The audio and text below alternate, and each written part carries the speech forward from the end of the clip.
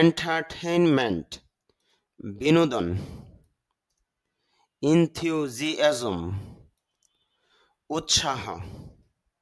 এখানে খেয়াল করেন প্রথম ই দেওয়া তার উচ্চারণ হয়েছে এ, পরেও ই দেওয়া কিন্তু তার উচ্চারণ হচ্ছে ই।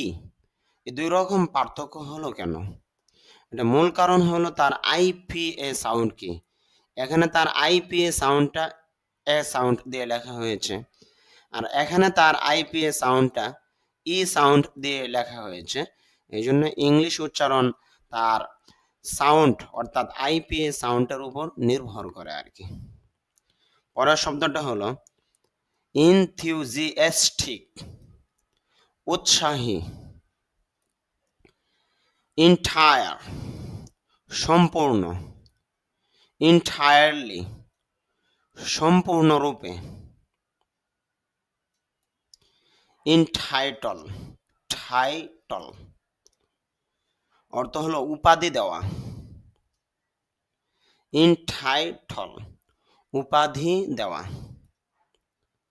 এন্ট্রান্স এন্ট্রান্স প্রবেশ বা প্রবেশদ্বার, এন্ট্রি প্রবেশ, ইনভ্যালু খাম, এনভায়রনমেন্ট পরিবেশ, এনভায়রনমেন্টাল মেন্টাল বলতে পারি কিন্তু আইপিএ সাউন্ড হলো মেন্টল, এজন্য মেন্টল বেশি শুদ্ধ।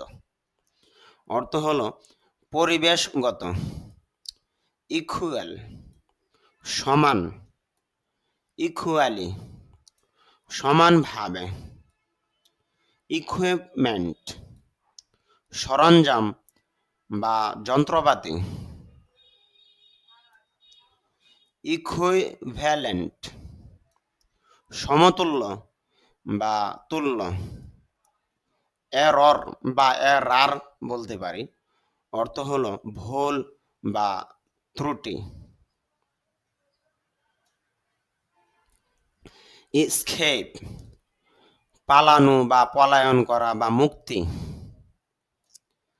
স্পেশালি বিশেষভাবে বা প্রধানত, এসেই প্রবন্ধ বা রচনা, এসেনশাল বা ইসেনশাল, এটা ইসেনশাল উচ্চারণ হবে, অপরিহার্য বা অত্যাবশ্যক, এসেনশালি মূলত অপরিহার্যভাবে, স্ট্যাবলিশ স্থাপন করা বা প্রতিষ্ঠা করা,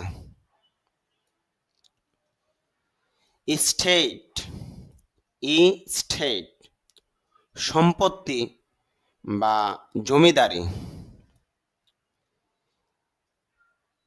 এস্টিমেট অনুমান বা আনুমানিক হিসাব করা, ইটিসি এটা হলো একটি সংক্ষিপ্ত রূপ, তার ফুল ফর্ম মানে সম্পূর্ণ রূপ হলো এটসেটেরা, অর্থ হলো ইত্যাদি।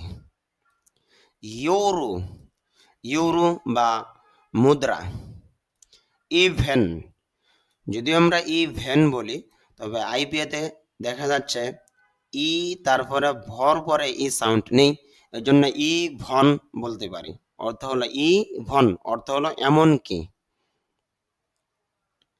ইভিনিং এটাকে আমরা ইভনিং এভাবে বলতে পারি, অর্থ হলো সন্ধ্যা।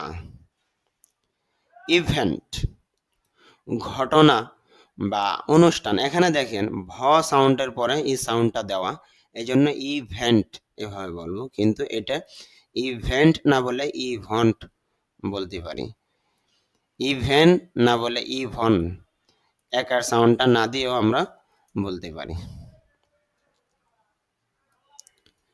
ইভেন্চুয়ালি অবশেষে,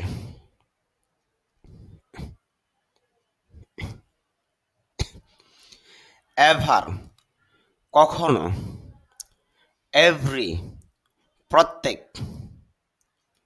এভরিওয়ান সবাই, এভরিথিং সবকিছু, এভরিওয়্যার সর্বত্র, এভিডেন্স প্রমাণ বা সাক্ষ্য, ইভল বা ইভিল এভাবে বলতে পারি, তবে শুদ্ধ ইভল অর্থ হলো দুষ্ট বা মন্দ, শয়তান ইত্যাদি। এক্স এটা হলো প্রিফিক্স হিসাবে ব্যবহার হয়েছে, অর্থ হলো প্রাক্তন বা পূর্বের কেউ এমন আর কি। এক্সাক্ট সঠিক বা নির্ভুল, এক্স্যাক্টলি হুবহু বা সঠিকভাবে।